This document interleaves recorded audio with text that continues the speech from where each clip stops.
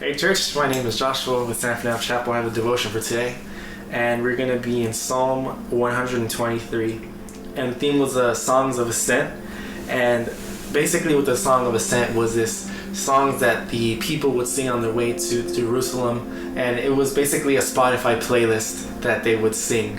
And my song that we're going to focus on is Psalm 123, and it says, "To you I lift up my eyes, O you who are enthroned in the heavens. Behold, as the eyes of servants look to the hand of their master, as the eyes of a maidservant to the hand of her mistress. So our eyes look to the Lord our God till he has mercy upon us. Have mercy upon us, O Lord, have mercy upon us. For we have had more than enough of contempt.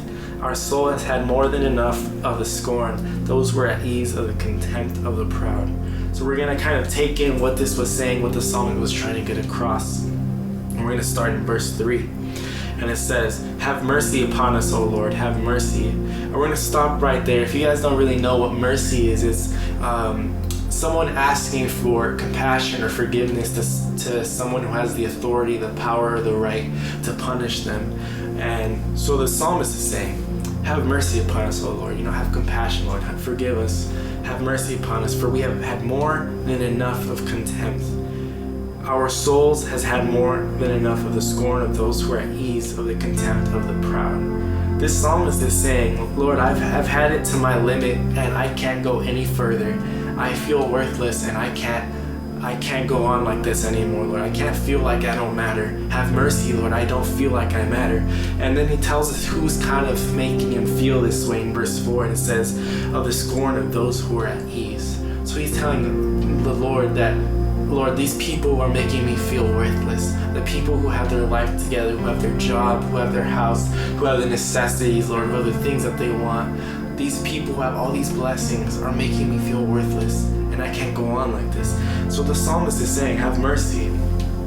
But then he sets the line in the very beginning. He tells us straight. And I'm going to tell you in verse 1. It says, "To you I lift up my eyes, O you who are enthroned in the heavens." So this psalmist is now saying, Lord, I'm not going to look at myself anymore, because he's looking up to the one in heaven. So he's no longer looking at his circumstances. He's no longer looking at himself. He's not even looking at the people who have it at ease, who are scorning him. He is now looking at the God who is enthroned in the heavens. And what's interesting is in verse 2 it says, still in verse 1, he's telling the Lord, I lift up my eyes, O you who are enthroned in the heavens. So now he's kind of waiting on the Lord.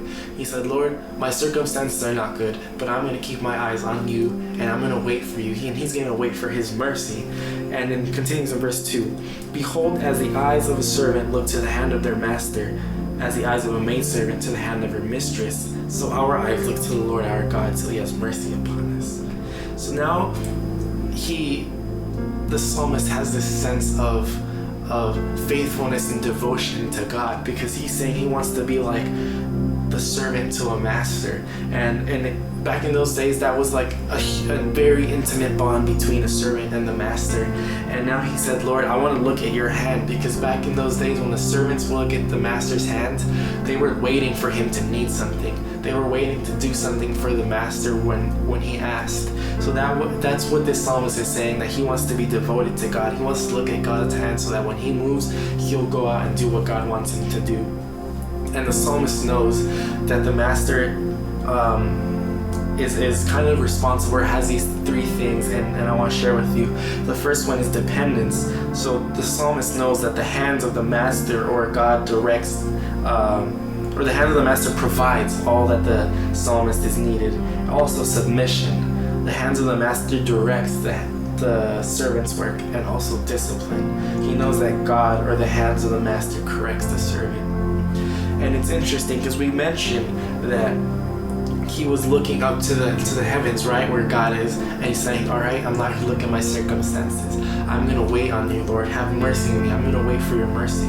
But in verse 3, he says, have mercy upon us. So he said he's going to wait for mercy, but then right after, he's like, have mercy.